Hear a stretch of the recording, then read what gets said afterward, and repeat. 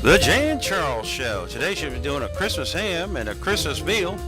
Merry Christmas from the Jay and Charles Show. And here is Jay and Charles. I'm going to start by addressing this monster ham right here. This is 21 pounds. Now, I don't want to talk about this for a minute. 95% of the time when you get a ham, it's going to be already cooked and or smoked. So you don't have to cook it, but there's all kinds of things that you can do to enhance the flavor. Now we know that this one's been smoked, right? So there's already that smoky thing. We're going to enhance that. Now, check this out. A lot of times, and I think I have this recipe posted on my website, and I have it with the top shank part of the ham on my website. So what you'll see on the website is a picture of a ham like from here up. And here's the other 99.9% of the ham. The other one is one that you would buy and make all pretty. Teenagers don't really care about pretty. So here's what you want to do. Now, you notice the skin is still on this part and it's off of this part. I know you've seen pictures where a ham has been scored like this. And actually the one on my website is one that I did up in Johnson City, I think in early spring. I was doing it for Easter. Now we're close to Christmas, but in that one I was doing it for Easter. And that one is scored, so you'll see, what it looks like. The reason you do that is to allow whatever you're gonna glaze it or crust it with, it's gonna get down in here, but you need to get under the fat. Give the flavorings a way to get under the fat. So this part, no rind and no skin. You don't have to score it. You can if you want to. And I have to say, it's gonna look a little odd. I'm scoring part of this and I'm not scoring the other part. Like I said, teenagers don't care. This is also what you would do if you've seen classic hams where it's got the little clove studded thing happening. This is also what you would do if you're getting ready to do that. So, I don't know if you saw exactly what I did, but I went diagonally one way, diagonally the other way, and I've got little diamonds here, okay? Now, my oven is at 350 degrees.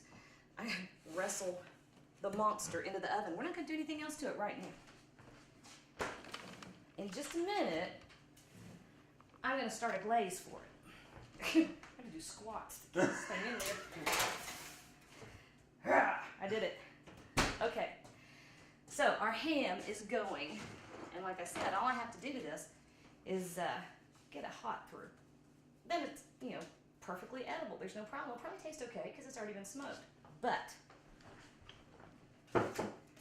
we are close to Christmas. Don't you love sales at the liquor store? That was my Black Friday right there. I have a good friend that works down at the liquor store that's conveniently located several blocks from my house. And she knows I do a lot of cooking videos and things, and I love the flavor that different alcohols and liqueurs and liquors. So when something does go on sale, she lets me know. All right, now I'm going to try to get this top off the champagne without damaging myself or the equipment or anything else. All right. Huh. Stop and read the warning. They put that one on there for people like me. Okay. Now, believe it or not, you don't really want the big explosive pop and champagne going everywhere. Just waste your champagne. Here's what I do. Clean towel, wrap the top, and grip it, just like that, okay? Then I'm gonna loosen this thing. That way, am I loosening or I'm tightening? If I happen to have one that is gonna pop and blow, the cork won't go bouncing off all over the place. So we're gonna loosen that cage. Maybe I'm gonna loosen the cage. Okay, so he's loose. Get that wire off of there. I can't believe I just said get that wire off of there. Remove the wire. I'm sorry. I let my Appalachian show. All right, so now we're gonna see if we can't get him off of there without killing myself or the dog or. Whoa! See? I know that's not very showy. All right, so we want a little. This is for the ham, by the way. We're gonna make a glaze with champagne brown sugar. And normally I put mustard in it. Dry mustard, not, not hot dog mustard. Dry mustard. Normally that's what we would do. But apparently my daughter was cooking again last night and we are out. So it's better with a little mustard in it. Not critical. All right. Not mustard. I'm out of ginger. That's what I'm talking about. Back up, reverse all that. I've got plenty of mustard. I don't have any ginger. All right, so about a cup and a half or so. Actually, you know what? I'm going to double this recipe real quick because that ham is so huge. So in that case, it'd be 3 cups. And by that time, you might as well just go for the gold.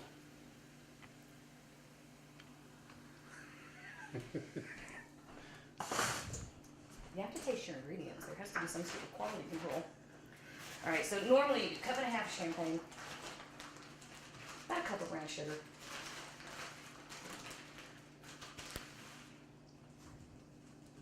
just like that. Get rid of this, and look what I have. A friend brought me some local honey. So you want a couple tablespoons of honey in there. There we go. And that's good stuff, y'all. I know.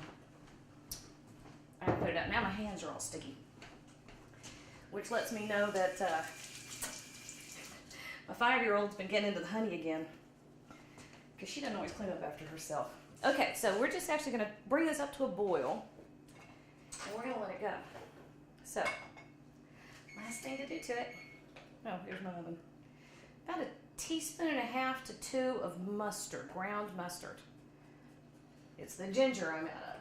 You would also add the same amount of ground ginger, if you have it. If you don't worry about it. So we're going to let that come up to a boil. Now, teenagers have a thing for meat, and we've addressed that with the big ham. We're also going to do it with their sweet teeth. Sweet teeth. What's the plural of that? All right, wait a minute. I'll manhandle this a little bit. Pardon me for a moment. Are you laughing at me? I had to get my electrical going. That's as cute as I can be. You want me to move it back for you? There we go. It actually looked like I had some strength.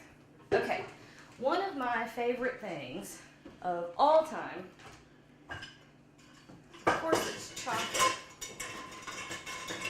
But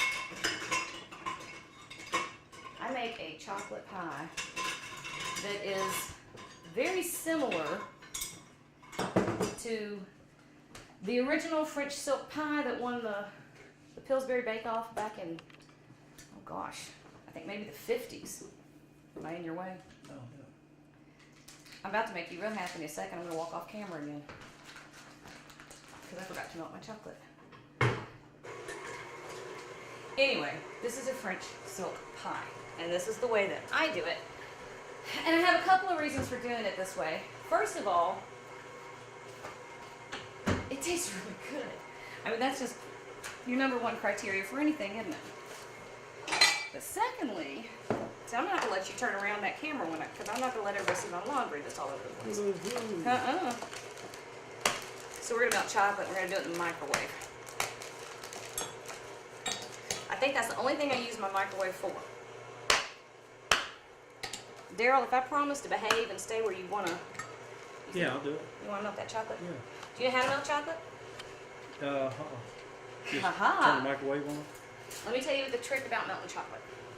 You never want your chocolate to get above, I've forgotten exactly what, 120, 130 degrees, because it will scorch, and once it's scorched, it's done. There's no fixing it. So, give it 30 seconds, stir it, give it 30 seconds. Okay. Wait, put it over here, because I'm going to work over here. Okay. All right. That's the big key to melting chocolate. Pardon me. So, in the bowl of the mixing bowl, that's a third cup, I need a bigger measure.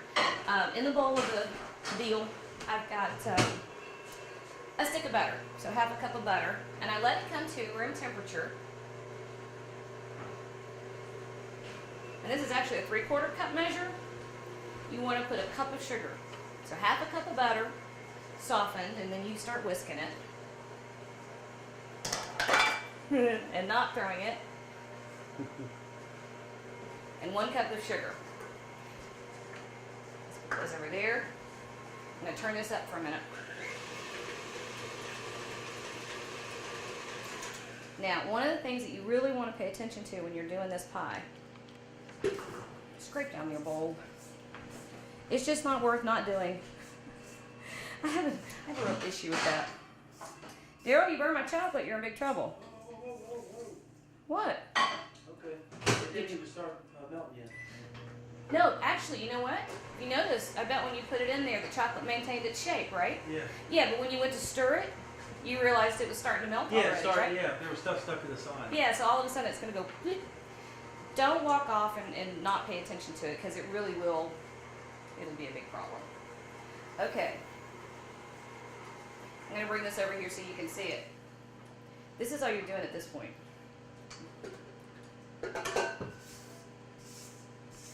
Alright, can you see? Uh-huh. Alright, that's what we look like. You really don't, if you're making a cake or cookies or whatever, and you do the whole cream together the butter and sugar until it's light and fluffy, that's not as necessary here, and you'll see why in a few minutes. It's because once you start putting the eggs in it, you're literally going to put an egg in and walk away for a while, put another egg in and walk away for a while. Alright, so while we're waiting on our chocolate, we got just another couple minutes. See, I brought a little, there it is. You brought a what? I got it. Alright, so we're going to talk about our pie crust. Now, I cheated and I went ahead and did this morning. And no, it's not perfectly beautiful. I'm a little crooked, but honestly, nobody will care.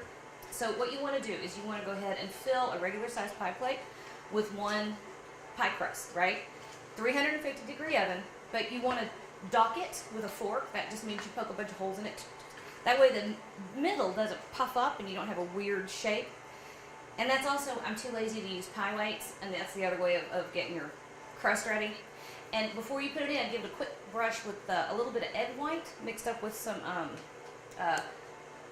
water. Pastry brush it over 20-25 minutes, just until it's cooked through, right? You want to let that cool all the way down. All right, we ready? Do we have chocolate? Yeah. Awesome. It's all melted. Now, here's the other thing about chocolate. If you get it to the point where it's about 80% done, it's 80% melted, go ahead and bring it out, because it's that whole carryover cooking thing. It will continue to melt just as you stir it. Okay? Da-da-da-da-da. Can you see? 4 ounces of chocolate. And I use semi-sweet. So we got a cup of sugar in there. We've got semi-sweet chocolate. Now go ahead and get all your chocolate. Yes, I'm stingy with it. And you want to get that right in there with the butter and the sugar.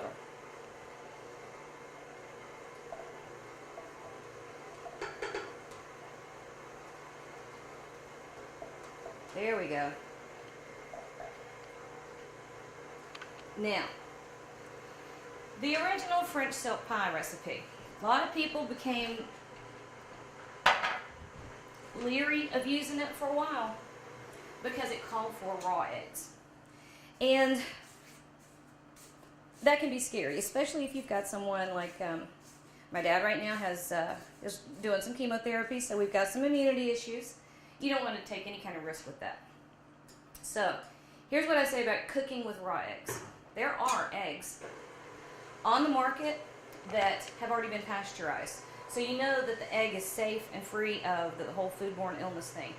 The other thing that you can do, if you are very confident of the source of your eggs, that's not a problem either. I got a buddy up in Virginia.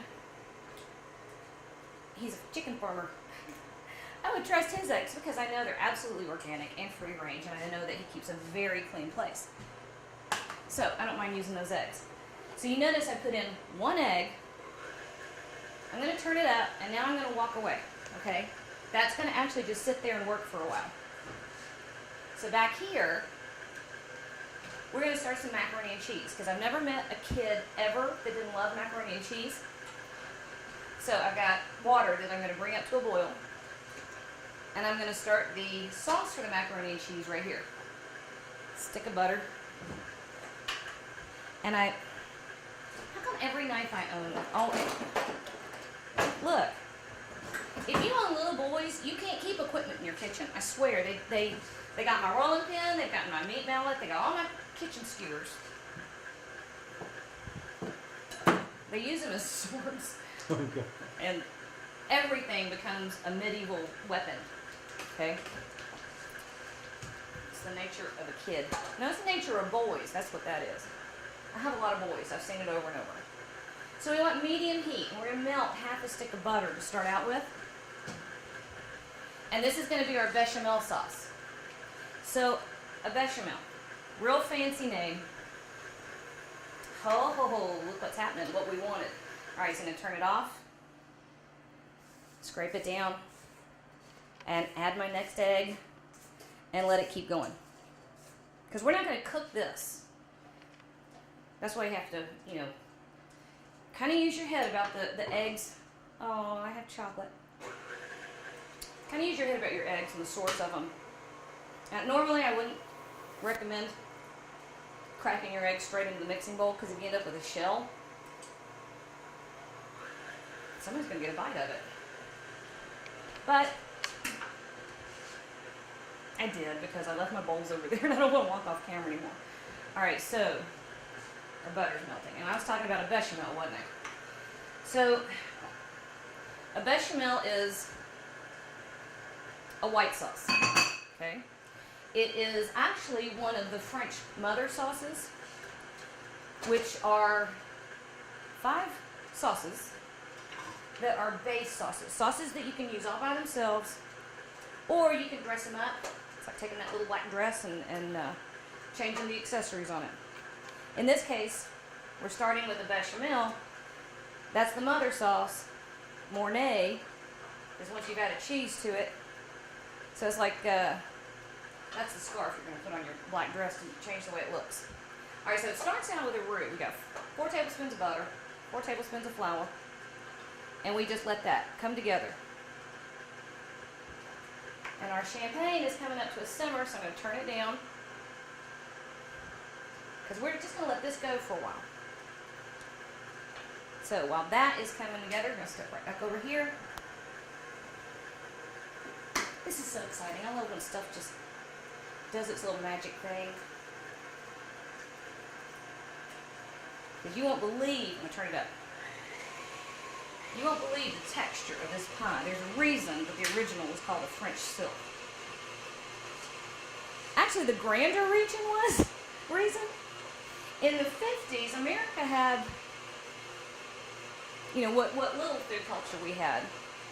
America had this little thing about French food for a while. And so a lot of people were developing recipes and naming it French this and French that.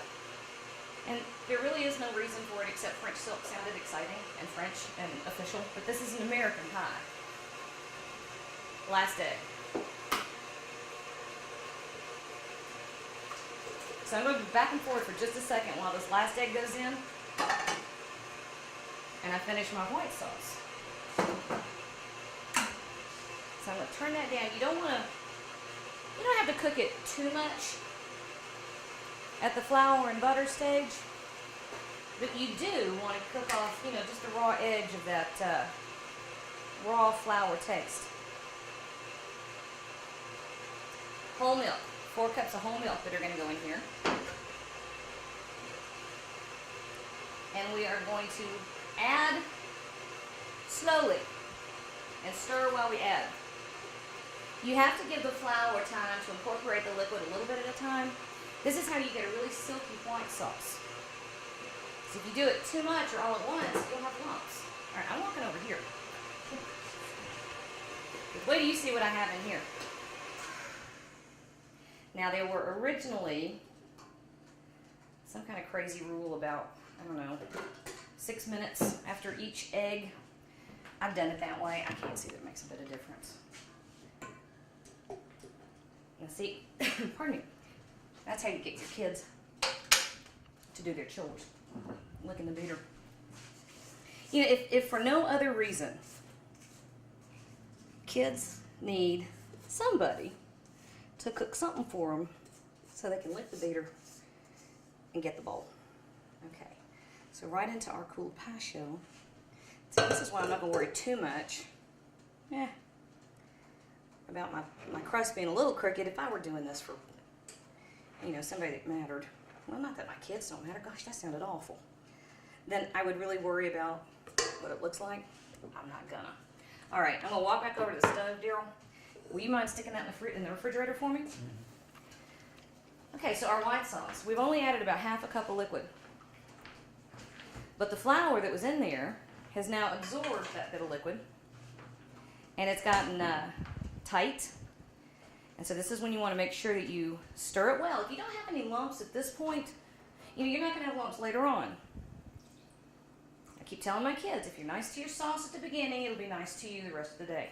And that's really the case if you're making a roux, which is flour and oil mixture. Treat it well, be careful, hang out, pour a bit of champagne for yourself if you didn't just slug the last out of the bottle. Take some time and do it right. And this part only takes a minute. And each time you get it silky again, see, I want to show people this. So I'm coming over there, Daryl. Each time you get it smooth again, see? You add more liquid, stir it, and you can use a whisk if you want to. Not entirely sure where my whisk is either, so I'm just using a wooden spoon. And then I want to show this too. So when you put liquid in again, see how it's not smooth. But keep stirring it over the heat, and all those little flour particles will begin to take up that liquid. Okay. Now in this case, I used a pretty classic measurement. I know often it looks like I don't measure anything. Often it looks like I don't measure anything. I really do. It's because I use a lot of ratios, which is one of my favorite books, by the way. There's a book, I've forgotten the author's name. It's called Ratios. Brilliant if you want to truly learn how to cook. But anyway, a classic ratio for a white sauce or for a gravy or for thickening is a tablespoon of fat, a tablespoon of flour, and a cup of liquid. So you notice we had 1 tablespoon of fat, we had 4 tablespoons of fat, 4 tablespoons of flour, and 4 cups of liquid. Now, if you want a tighter sauce, if you want it thicker, do 1.5 tablespoons of flour. If you need school glue, use 3 tablespoons, because you'll get paste. All right, so now it's really smooth even when I add liquid. So the rest of it, straight in there. Now, at its most basic, now we have a bechamel, although it hasn't got any seasoning to it whatsoever. We're going to wake it up. A little more mustard. So I'm going to give it about 1.5 teaspoons of mustard. I'm going to give it a sprinkle of cayenne pepper. Now, you don't want to use enough to really taste it, especially if you're giving it to kids, unless you're mad at them. And then it would be a great idea. And some hot sauce. That wasn't as much as it looked like. All right, a couple other things we're going to throw in here. Oh, it's up here. Just a hint of Worcestershire sauce. Because you've got a really creamy, rich sauce. You really need the paprika and the mustard and the Worcestershire to cut through some of that creamy. It's a nice balance. All right. Stir in our seasonings. And then we're going to talk about our cheeses. I gotta get drunk. I apologize. Sorry. Are you stopping for a monster drink break? I got about a 6-pack left in the refrigerator too. It's been one of those weeks that running through the monster. See, I got no knives. My 9-year-old has recently been on this kick of wanting to. That's Velveeta cheese. This is Velveeta. All right, let's talk about this for a minute. It's not cheese. This is not cheese. cheese. And I know normally I preach, don't use processed and don't use packaged, and for the most part, that's true. But there is nothing that can replace Velveeta in macaroni and cheese. And the reason is most cheeses don't melt well if they are like the cheddar, you know, has that really strong, intense flavor.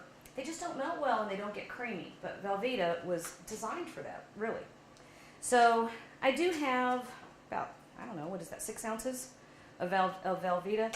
I have made this in a double batch, and when I'm serving even more kids than I usually do.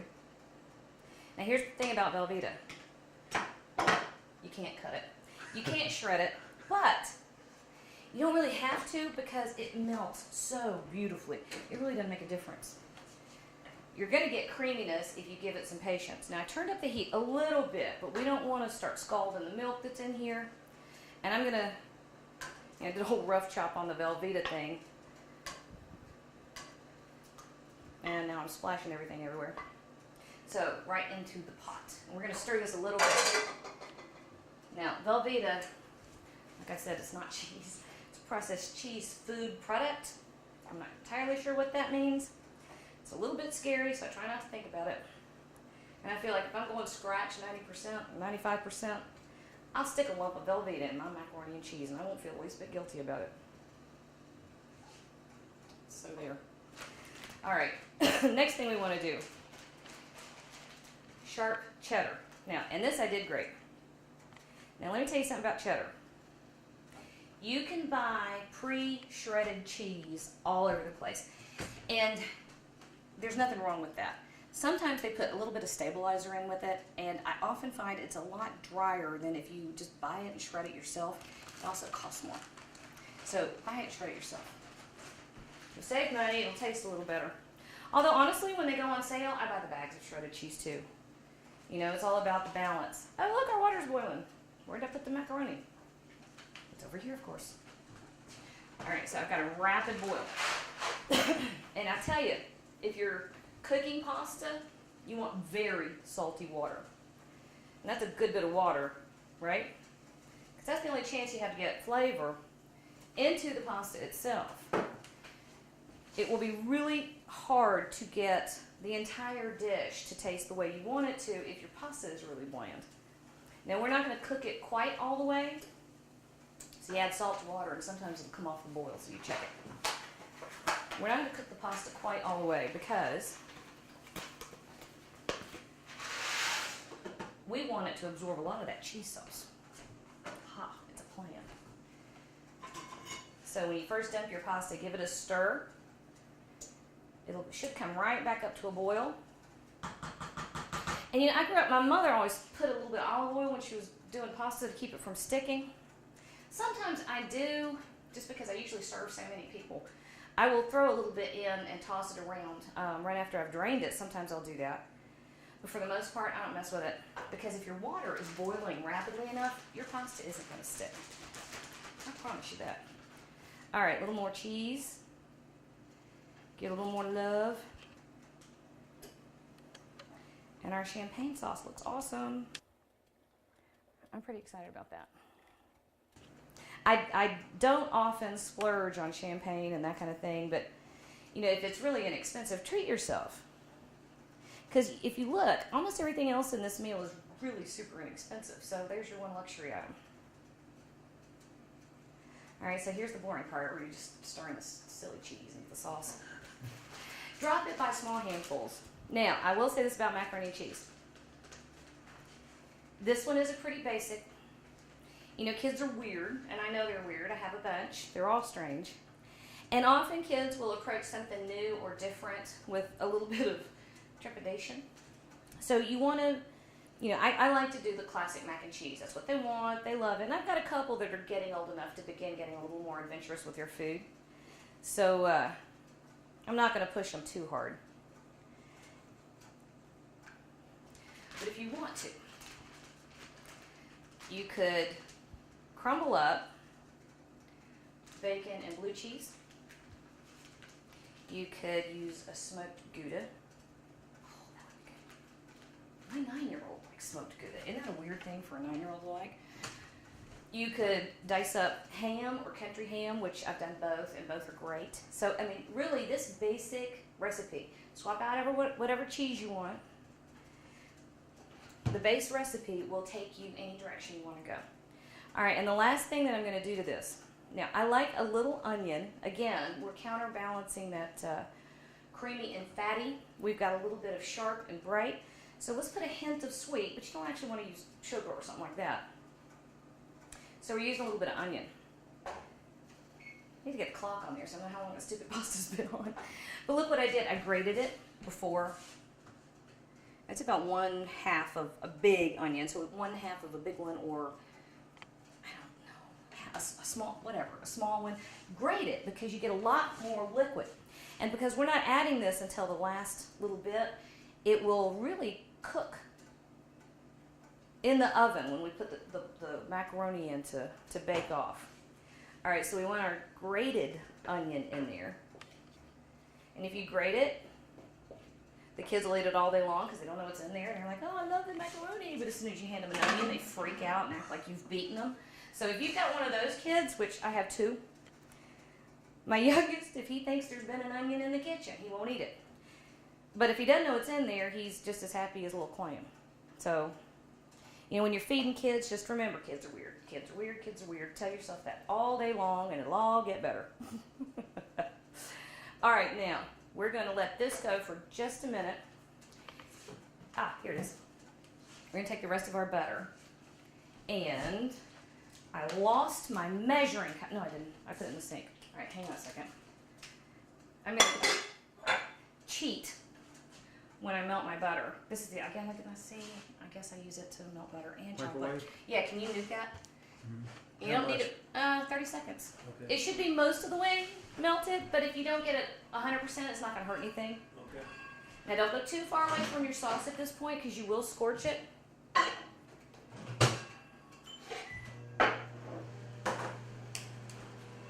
And you don't want to have to scrape scorched bechamel more. Oh, actually, once we put the cheese in there, it became a morning.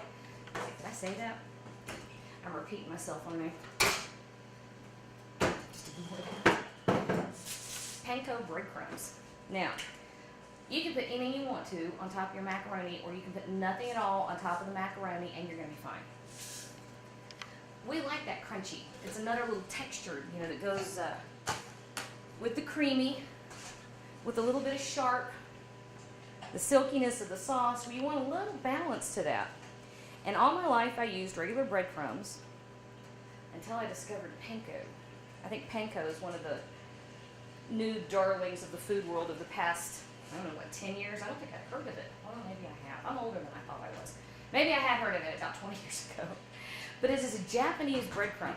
You know, regular breadcrumb is kind of irregular in shape, but not like this. Look at this. From what I understand, oh, ignore the chocolate on my hands. From what I understand, they actually grate the bread. How long did you put that butter in? Because I can Oh, hear it. whoa. Long time. Whoa. All right, so apparently we're going to have brown butter in the bread in the topping. But anyway, they grate the. Is it everywhere? No. Oh, okay, all right. Would you like something here? Oh, okay, all right. So anyway, they grate it, and what you end up with is a much drier, and there's lots more surfaces on this than there is on regular breadcrumbs. So you get a much crispier texture. So the other half of that stick of butter,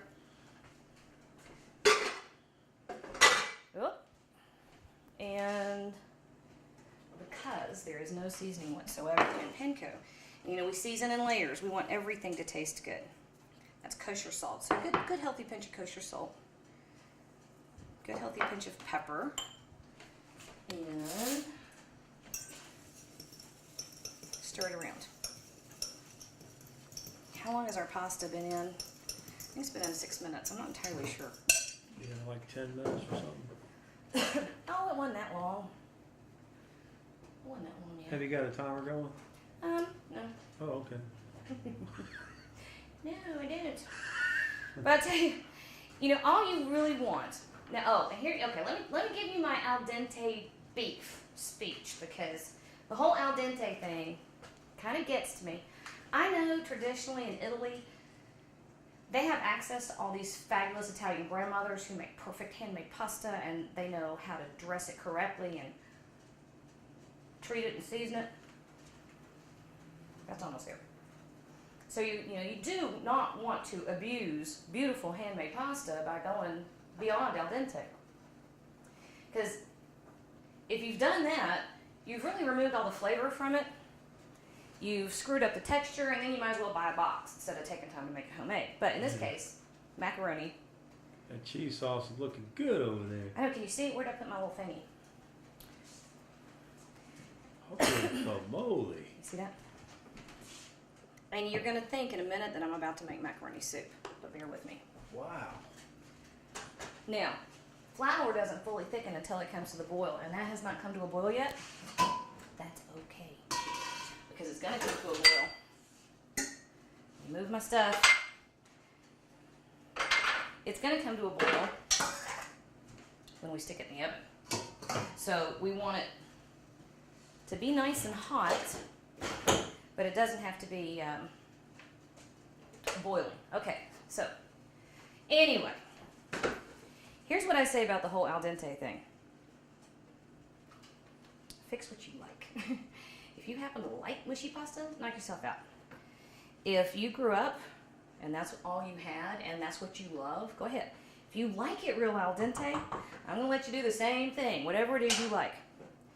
I go right under when the pasta is done. It will cook the rest of the way in the oven when we bake it. But I don't worry about al dente pasta 90% of the time, you know. It was not part of the food culture I grew up in. And when I have been served al dente pasta, unless it was homemade, in which case that's different. But if I've got somebody that's made al dente pasta and they really are not very clear and careful, I got fuzzy, about what they're doing, frankly, it tastes like raw pasta. So, when the pasta tastes good to you, that's when your pasta's ready. Okay. Let's stick together our macaroni and cheese. How about that? Where'd I put the casserole dish? Get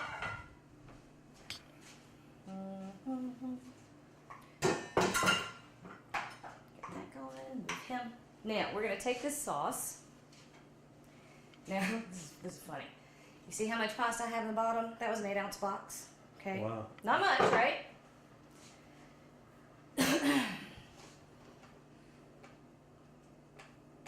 Is it off? I'm wearing gloves. I can't tell what it feels like.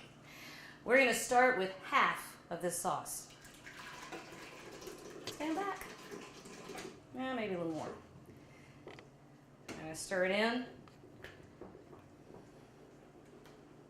Now I want you to see how soupy this is. But you remember what I said a little while ago about how flour doesn't finish tightening until it's come to the boil, and this is not.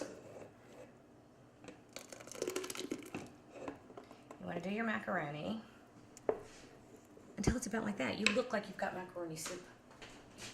Perfectly okay. Trust me. Trust me, I'm a professional. Here's the last thing you need to do. Because you never, ever, ever serve anything to anybody that you haven't tasted. I don't care how many times you've made it. And it needs salt and pepper. Not a ton. Because remember, we seasoned our pasta already. And we have all that wonderful seasoning that's already in our Worcestershire salty. Cheeses are salty. Oh, you know what I almost forgot? Kind of the killer. So, salt and pepper. And Parmesan is salty. Now, again, if you're trying to make, I guess, a more mature mac and cheese, then go ahead and use freshly grated Parmesan.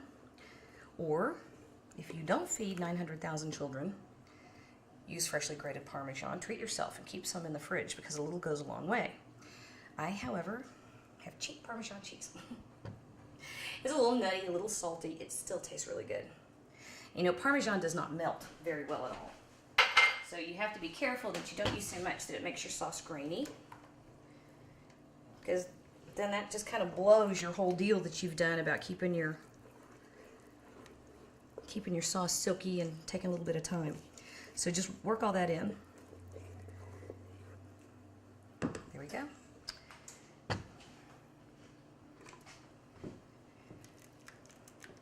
Casserole dish.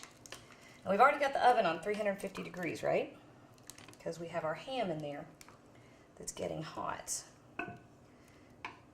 Every last. So we're done with this.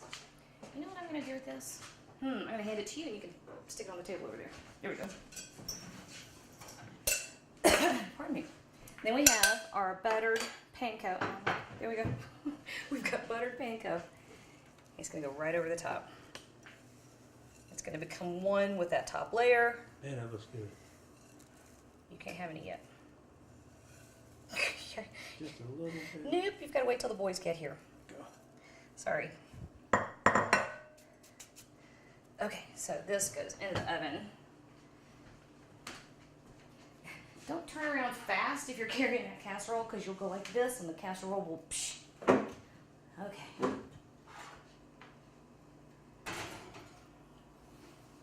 The ham's doing nice things in there. So quick wash. And a towel. You gotta be patient with me. I get absolutely freaked out when there's like dirty countertops. And I have breadcrumbs all over the countertop, so I have to come make a quick repair job on my counter.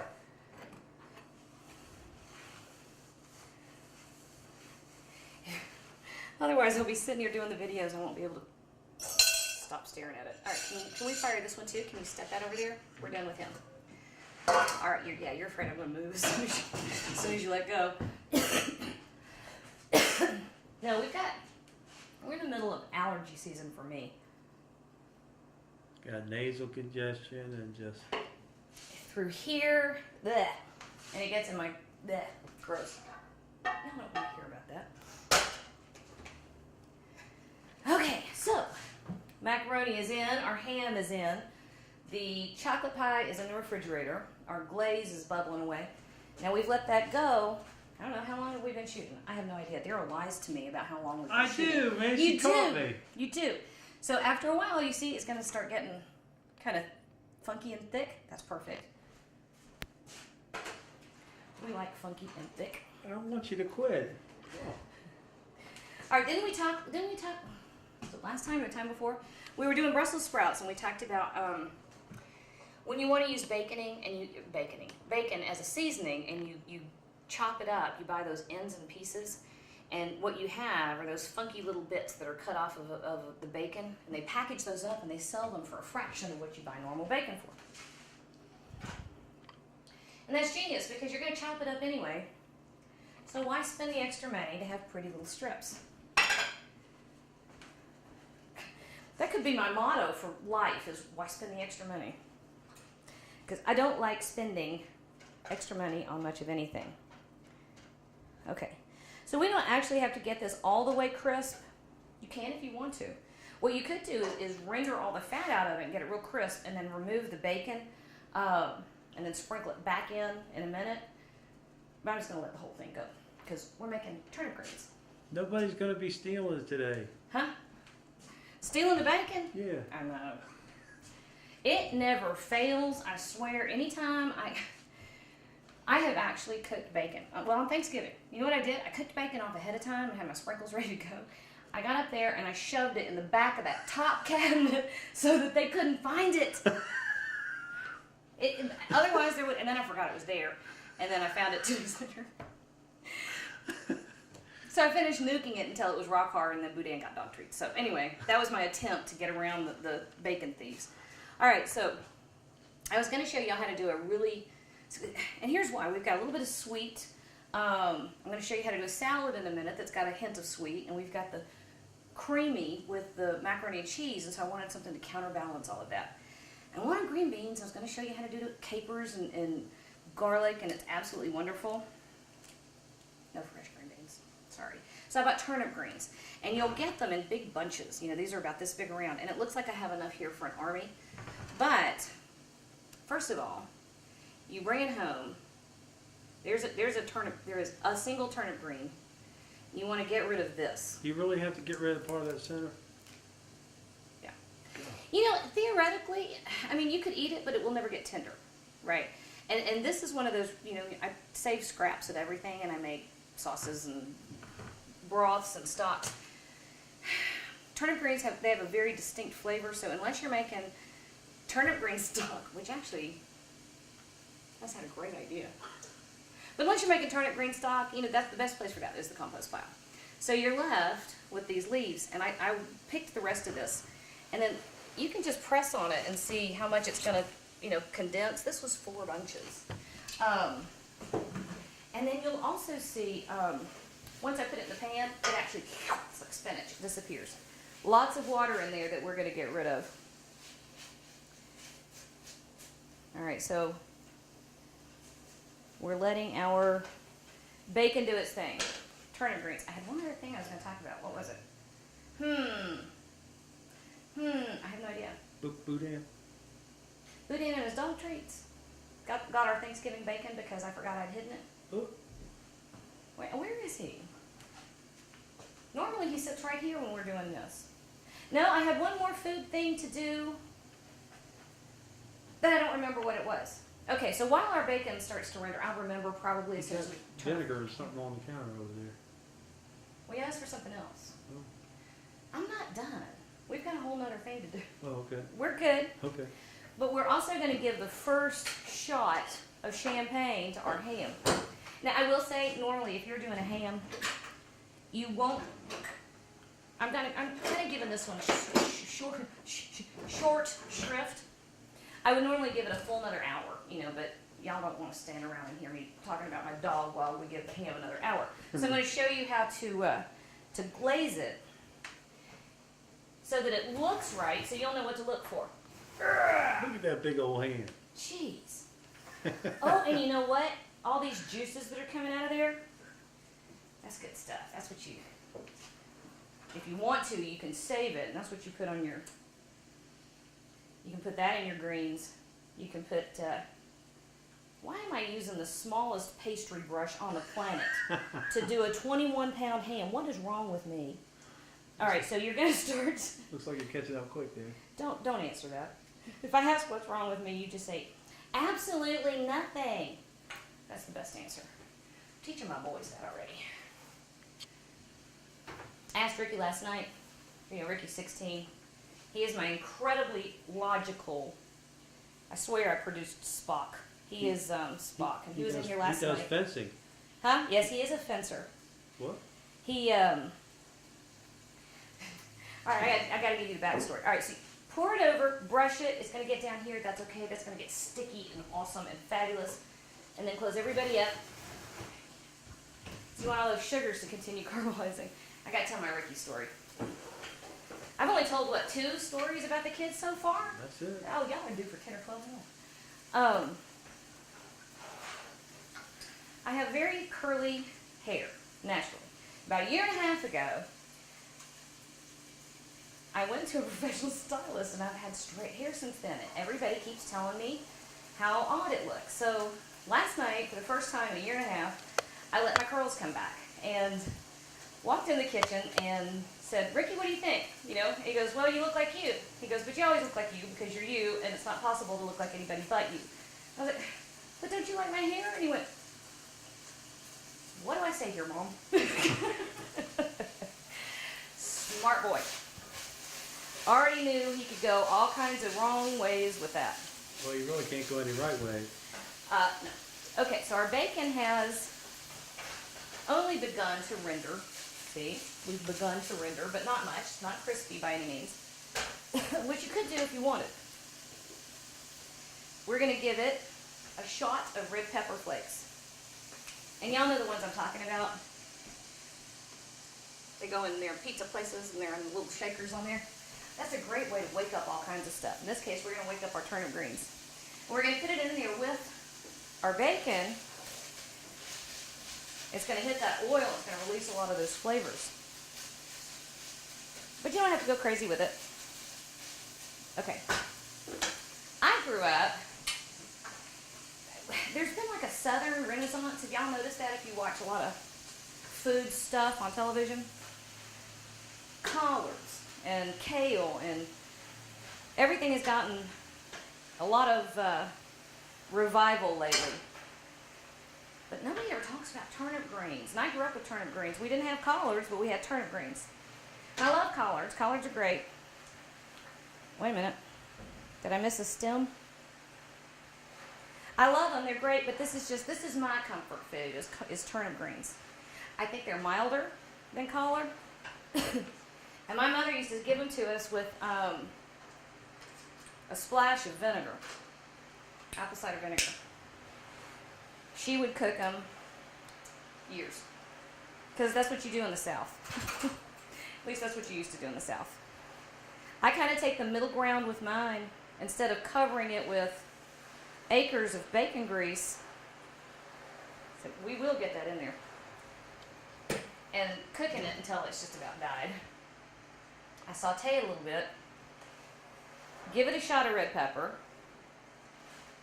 and I don't cook it near as long. Still has a nice tender crunch to it. I'll tell you another trick. I don't know what that maneuver was. What was that? Another trick, if you give it a sprinkle of salt, it will help break down those leaves a little more quickly. And now I've got salt on my hand and over my shoulder. So at this point, where's my lid? I promise y'all, this lid is clean. It's had issues because I don't know why. It doesn't look like it, but it is, I promise. So we're going to let that reduce a little bit. Give it a shot of chicken broth. You know, you can use water if you want to. I just, feel like that's another opportunity to add a little bit of flavor in there. And we're also going to give it, because apple cider vinegar is one of my favorite things ever, we're going to give it a healthy slug. I'd say that was not quite a quarter cup. Stick a lid on it. Now, remind me, as soon as I say that, I know I'm going to forget. So remind me to check that in just a minute or two. But all that needs is enough time for the chicken broth and the vinegar to come to a boil. And it's going to steam those greens. And that's what's going to make them tender. All right. We are ready for the last dish. Where did I put it? We're going to make a salad. Now, I talk a lot about using whatever is in season because it's usually less expensive. Oh, you know what I didn't do? I got all excited over that pie. I forgot to put the vanilla in it. It only gets half a teaspoon of vanilla anyway, so it won't hurt anything. But normally, if you're making your pie, don't get distracted and do what I do. So we're going to make a vinaigrette. Now, normally I say do the whole fresh stuff, which I agree. Don't show my dishwasher. It's a mess over here. Oh, look. Haha. I found it. I would say that's an argument for putting your dishes away on a timely basis, but I'll never argue for that. I hate doing dishes. All right, so I have just about a quarter cup of sugar. This week in our local grocery stores, berries have been on sale. Strawberries and blueberries. And they're such a low price that I think what's happening is that they're being used as a loss leader to pull you into the store so you spend other money. There's same store also has, this is a feature I really like, they have nutritional values assigned to all their food items. So if you go in and you look at the produce, say, there'll be a number, and the closer to 100, the more nutritious it is. Well, there aren't that many 100s, but strawberries, blueberries, and spinach are all 100s. So anytime, we have an opportunity to use those, I'm going to use them. So I'm starting with about a quarter cup of vinegar, and you can use, I've done this with white wine vinegar, red wine vinegar, regular balsamic. This is a white balsamic. So we're getting the whole sweet and sour thing. And remember I was talking a little while ago about classic ratios and how a lot of things, you don't have to have a recipe if you have a ratio, meaning you can use a tablespoon of vinegar or you can use a cup of vinegar. And a lot of vinaigrette recipes will tell you there's a 1:3 ratio of oil and vinegar. I happen to like my vinaigrettes heavy to the vinegar, so I don't use as much oil in mine. See, even that little bit, I want a little more vinegary. And that sugar is a nice counterbalance to the vinegar. So let's put, you know what, I'm going to put these over here for now. That's not where they go, but we don't really care. Okay, so heavy pinch of salt, because remember you're seasoning an entire salad. Heavy pinch of pepper. You could certainly do this in a blender or a food processor, or if you got some kind of whatever, but I dropped my blender on the porch last week. Whoa. Yeah. You know, I did that thing down at the church last week, and I made about 2.5 gallons of roasted tomato and roast garlic bisque, and I pureed all that soup in my poor little blender, and I'm coming in. I dropped the canister, the carafe part. I dropped it on the porch. So, all right, so, woo, that tastes good. You want it to have a little bit of kick.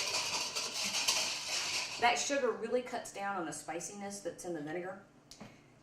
If you use balsamic, here's the thing about balsamic. There is a huge difference between the kind of balsamic that you can find in a regular grocery store and then the true balsamic that's from Italy, that handcrafted beautiful thing that ages for years and years, and you can put a single drop on a strawberry and you're in heaven.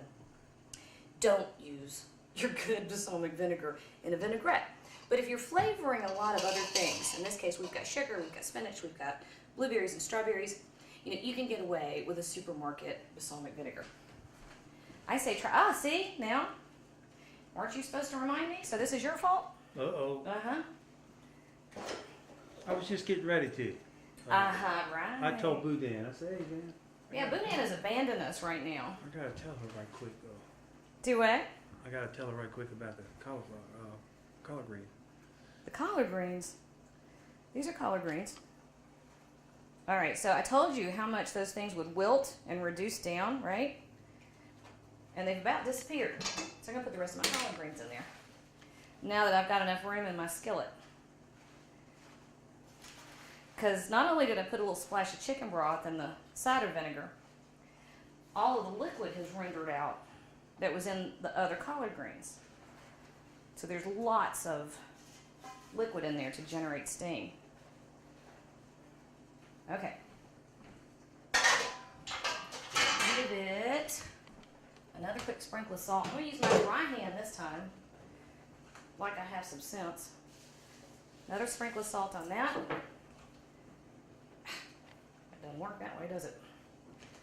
Covering back up. Well,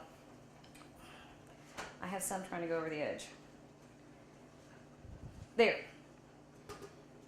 Okay, so I gotta wipe down my counter again. So I need to get like an intern or bribe my kids or something to get somebody to do that. All right, I'm walking over here. Don't follow me because that's where the kitchen's messy. Hey, There he is. Found my Hey, dog. He emerged. Now wait a minute. Did you move that big old thing of strawberries I had in here? He's smoking a cigarette, man. Huh? I don't know what he's been doing. It's in the refrigerator. Where in the refrigerator?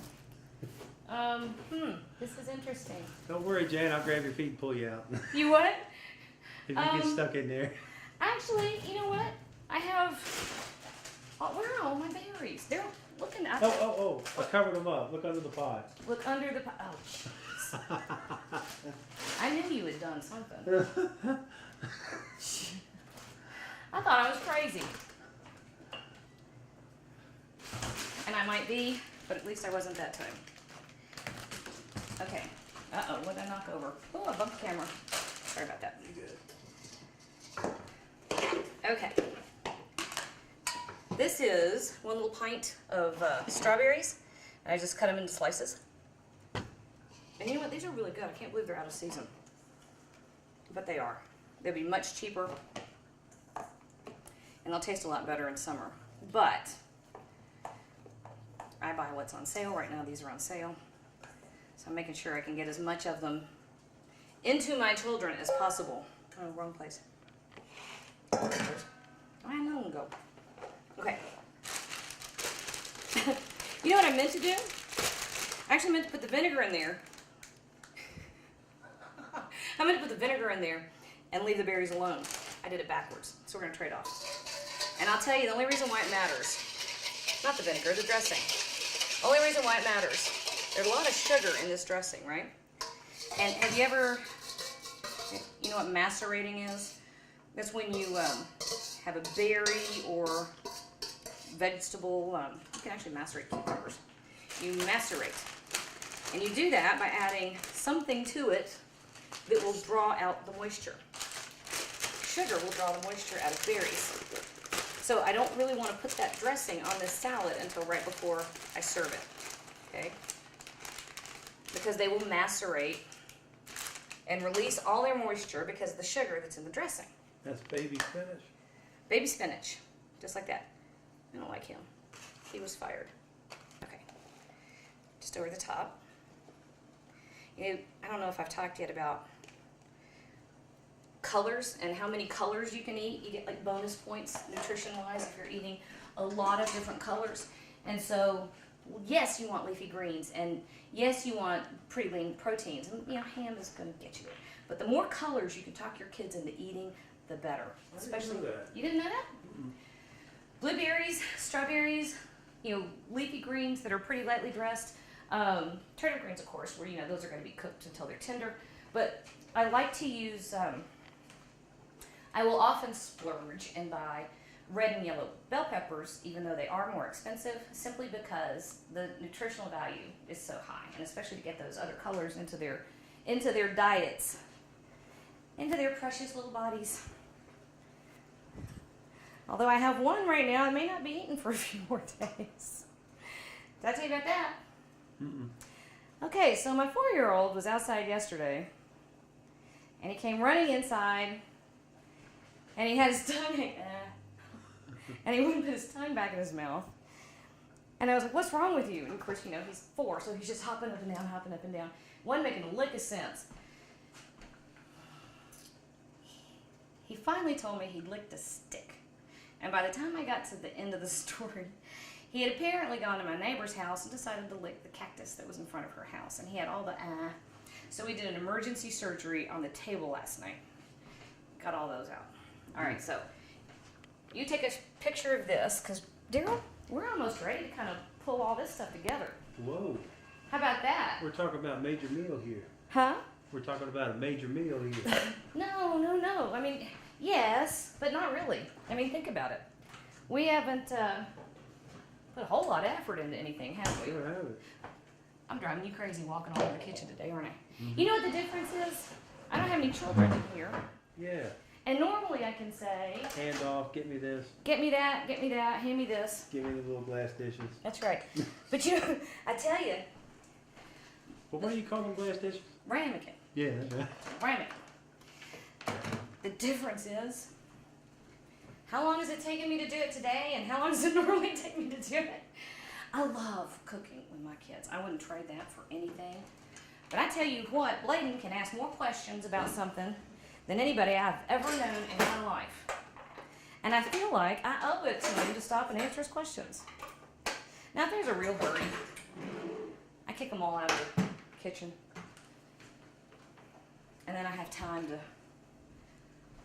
do what I need to do and concentrate. But there's nobody here to interrupt me. It feels weird. Oh, I dropped it before. I have no fear that I will be inundated soon. Actually, how are we doing on time? You've been on for about We're gonna get to sneak food before they get here. 64 minutes. Okay. Really? That's it? Yeah. Oh, look our macaroni is looking good. Our ham is looking good. I'm gonna put the rest of that glaze on that ham. That's the truth too, Jan. I don't know if I believe it. I'm gonna put the rest of the glaze on the ham. This really works so well with that smoky flavor in the ham. It's just wonderful. Okay. Back in there, our macaroni is actually starting to bubble around the edges. Ugh, gosh, it's Man, it won't be long, will it? a big old fat piece of Yeah. pork. I'll pick it up for you when you get ready. You may have to, 'cause I don't know if I'm gonna be able to get it out of there. I'm short, so I don't have any room to leverage weight with. I got nothing to work with. This is off. That's off. That's going. Okay. Heavy whipping cream, because we can. Can't have chocolate pie without some whipped cream. Now you can. My 16-year-old was down here in the middle of the night making cakes, and he almost got the last of my powdered sugar, but not quite. Let's see. Oh, don't set your cord on fire. You want nice cold cream, and once you kind of give it like, I don't know, 30 seconds or so, we're gonna give it some, not tons, I'd say 1/4 cup of powdered sugar. You can use regular sugar if you want to. Powdered sugar just dissolves better. I actually used regular sugar most of my life. You know, it's funny, when I was living out in Seattle, What's that? this is vanilla extract. Oh. I make it myself. Oh, you did? Yeah, oh, it's so easy. You take, if you're gonna do vanilla extract, take real high quality vanilla beans, and you can soak them in vodka. And that's how you get vanilla extract. I actually have a video on it if you want to. The flavor is unbelievable. And then after you've made your extract, now I didn't mean to sneak off camera this time, I'm just showing you how to do something. Once you've made your vanilla and you've used your beans, rinse them off and throw them in your sugar. And you know that vanilla sugar you have to pay $1 million for at the specialty shops? You got it for free. Wow. You know what I do with my vanilla sugar? They said it was pretty much all alcohol, so the vodka's Yeah. extracts the. Yeah, and I paid, last batch of good vanilla beans I bought, I think I paid $21. I got about 40 beans, okay? And that was including the shipping. I ordered them. Now, if you buy them in a grocery store, you might get 3 beans for $10. So it's worth, you know, planning ahead and getting it. And I think I've made 4 batches of real vanilla. This size batch, not this size bottle. So, you know, I'm pretty lavish with real vanilla extract at my house. Because it's so inexpensive when you do it that way. Of course, if you want to, I have to yell over the top of my beater. If you want to, you can take a bottle of vodka and split the vanilla bean down the middle, and then run the back of the knife all down the length of it. You get all those little tiny vanilla seeds. Throw that in your bottle of vodka. Give it a couple days, and then you've got vanilla vodka, which is not a bad thing either. And then you can take that bean out and put it in your sugar. I keep mine because, you know, little kids, I get hiccups all the time. The little kids get hiccups. You give them a teaspoon of sugar, and it'll cure their hiccups. So now they always try to fake that they have hiccups, and they'll come in and I have hiccups. So I make them keep doing it until I believe it. All right. We had nice cold cream. Can you see what I'm doing? I'm just holding this at an angle and splashing it all over myself. You want to use those beaters to get air down into the cream. And that's what we're doing. And I'd use my stand mixer, but it's dirty and then I'd have to wash dishes. But you do want to use a whisk, or a whip attachment. Alright.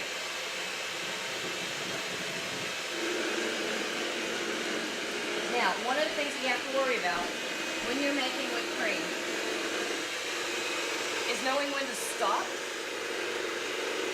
The only thing that is in this whipped cream is cream and a little bit of sugar and a little bit of homemade vanilla extract.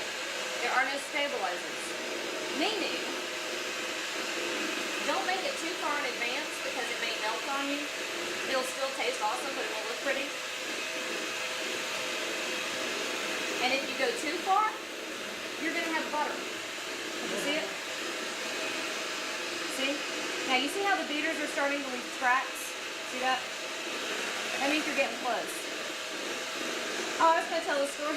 I was living in Seattle, and there was a little girl that lived next to me. Her name was Heather. That little girl now has a baby girl of her own. But she was living next to me, and she was at the house one day. And my own kids were little bitty. All right, let's see how we're doing. Hold on.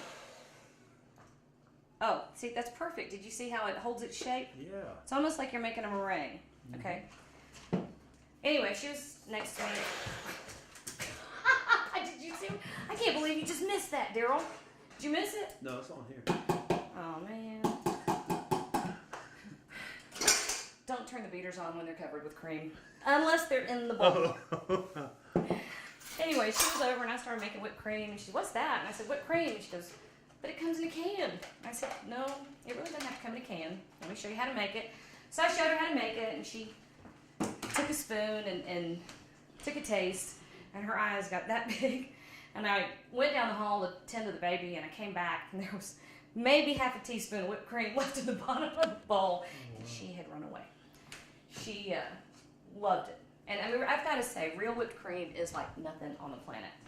Okay, let's see if I can start to pull this meal together. What do you think, Daryl? That sounds good. Okay, so we're going to start by popping that big old ham out of here. Ha! Let's see if I can pull this off. Here, you want me to pick it up? I got it. Why don't you get it? Yeah. Why don't you get it so I don't hurt myself? Yeah, And be careful because that liquid's going to slosh. And put it right over here. Now, when you're doing your ham at your house, you would use a probe thermometer. You're looking for an internal temperature of 140 degrees. And I shortcutted the time a little bit because I want to show you what it looks like. So it's probably not a full 140 on the inside. Now, the next thing I want to do, because we've still got just another minute or two. Now let's see if I can pull this off. This is going to be cute. Next thing we want to do is see if we can. Here's that dang potato masher I couldn't find last time. Yes. Did you just find it? Yeah, it just showed up. Oh my goodness. That's what happens at my house. All right, Daryl, stick that in the fridge real quick for me. We don't want it to get warm. Okay, so we want to recapture some of these juices. There's no place to put it, is there? Well, yeah, I'll put this up here with strawberries on the bottom of the cake. And, Oh, was it? All right, so we want to recapture some of these juices because not only was that our champagne and brown sugar glaze that we put over the top, but now it's got all those beautiful juices that rendered out of the ham, right? It takes a little bit of effort, and it's hot, so you got to kind of be careful. I'm going right in here.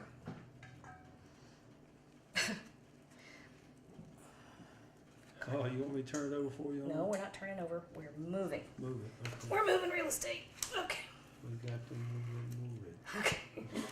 And this is what I was talking about when we first started. Of course, I was kind of messy. You know, if you want to make it real pretty, you would make your cuts more even. But you see how the skin and the little layer of fat underneath it kind of renders, and the skin gets kind of crispy? That's perfect. That's what you want. And if you want to do a pretty ham, just get a much smaller piece and be real careful. Now, this, don't spill it. Oh my gosh, I was at my mother's house one time, and she had made bacon on one of those griddles that sits on your countertop, and it has a catch tray underneath it for the grease to go through. And I didn't know it, and I did the same thing. I picked it up, I turned, and I slung bacon grease all over her kitchen. Oh. I don't think she's forgiven me yet. Okay, this is gonna go on high heat because we're gonna reduce that sauce a little bit more, and that gets served with the ham, okay? Final steps. I'm gonna show you how the last little bit goes. Here I go, walking off camera. Ha. Sorry about that. Don't you dare turn around this way. You know, when we get ready to shoot these videos, I don't really clean my kitchen. I just hide everything off to the side. I did that a couple months ago, and I had hidden like 9 baskets of laundry. They were clean. I just hadn't folded it. Got 9 baskets of laundry, and I hid it in my dining room. And then I got caught. So I forgot to close the door to it. All right, our turnip greens. I'm going to give this a taste and see if we need to adjust seasonings. See how we're doing there. Because you don't want to cook them until they've just turned into mush. Actually, you know, I grew up with them that way. I kind of like it that way, but you don't want to do that anymore. Not if you don't have to.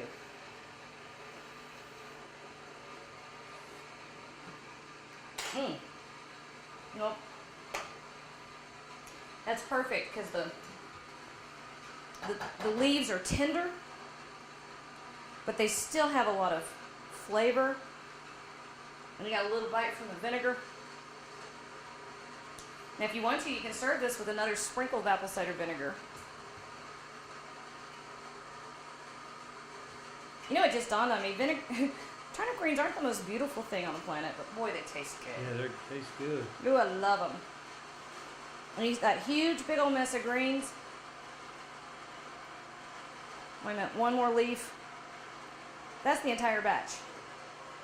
So you don't end up with more than a little bit.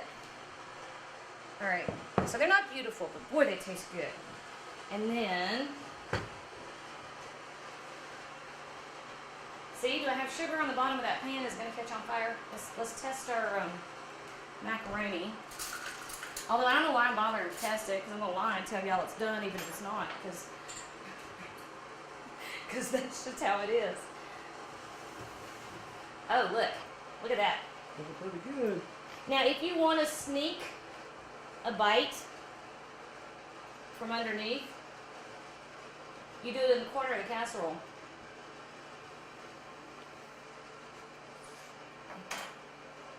Oh no. Okay. It's not quite tight enough, so while I do the pie, I'm gonna leave that in there because our glaze is boiling, and I'm gonna grab the pie and the cream and show you how to do this. Yeah, don't kill me, but I got some on my hand. Did you squat? Look at what you did. Oh God! Well, Folks, I stuck the pie in the top of the refrigerator. I gotta show you. no, you don't. And I- Look what he did. It's on. Look what you did. Oh, it's on the. And Oh, you are so in trouble. But look, what this is. This is why you want fresh whipped cream. she's gonna hurt me. I ain't gonna hurt you. No, she don't. Throw it at you is what I ought to do. This is why you want fresh cream. Not that you don't want it, just because of the way it tastes. Let me try to repair this pie. Nope, I'm gonna. I don't. Oh, you know what? It's a good thing this wasn't too. Folks, there's certain things only professionals can do. And, amateurs need to stay at home with it. Well, this pie isn't one of them, but normally you don't stick it on the. And look. I thought it was going to be easier without my children here. Good Lord. You hadn't seen one of them. Well, they would have done it. But yeah. So here's what you want to do. You want to cover up where your pie got glued to the top of the refrigerator. That's what you want to do. See, look. Normally you would wait until you cut the pie and put a dollop of cream on it. But Daryl blew that, didn't he? He ruined the pie. I can't see it with my glasses off. Did I? I couldn't. Is that your excuse? Yeah. That you can't see it without your glasses? Now, like I said earlier, you wait until the very last minute to dress that salad, because it will wilt pretty quick. Jeez. It'll wilt pretty quickly. And there's the squashed old strawberries from the bottom of the pie plate. And we're going to grab our macaroni. Macaroni, macaroni. All right, look what's happened to that glaze. See? See how Oh, nice wow. it's gotten? It's thickened some, not a ton, but it has thickened some. I'm gonna try to get a piece of ham off of here and show you all how I serve it. So we're gonna go ahead and pull this out and let him rest. Okay, so everybody is off. I'm gonna grab a plate and I'm gonna put this together. Daryl, you don't get any today. Oh, You just, I blew it. you hit my list. Now where's my big plate? Oh, I you hit know your what? lip? No, I said you hit my list. No, oh. What'd you think I said? What's that at the top? I don't know if you want to be on my list. Oh, That's my way of telling the kids that. she's got away. She's taking it twice. That's right. Except mine runs all year long. Oh, There is no season for mine. No. well, there's a plastic doghouse outside, y'all, and I guess I may as well go climb up in there. All right, so here we go. The bone runs from here to here, and normally, this is not hot. Normally what you would want to do is take nice slices off, like this. I'm going to kind of shortcut it a little bit. That's what we got to do, Daryl, is a video on how to carve a ham. And look, I left my stupid plate over here. You said that last time. I did, didn't I? Well, obviously. I'll take care of that. But I'm here to. Obviously, it's a very good idea. Carving a ham isn't hard. You just kind of have to think about where the bone is. And, What person you want it to look like yeah. if you're going to carve it? Could you imagine? What if they did ham carving, like pumpkin Oh, carving? God, we're going to start something now. Oh, I hope not. There wouldn't be enough ham for us. Yeah, there is a... That was a really sketchy, skinny piece. That was stingy. I don't want to do that. There's enough mass there to do a carving with, I believe. I'm sure. Okay. Now, take a little bit of your reduction. Oh, wow, you're going to put that juice on there. Oh, yeah. It's champagne, folks. Well, it's champagne, but it's also thickened. And I almost never, ever throw away the glaze, not the glaze, the juices from a roast. Because you've got so much flavor that has come out in those juices. That's your flavor. Take advantage of it. Don't get rid of that. And then I had tongs, and yep, here they are.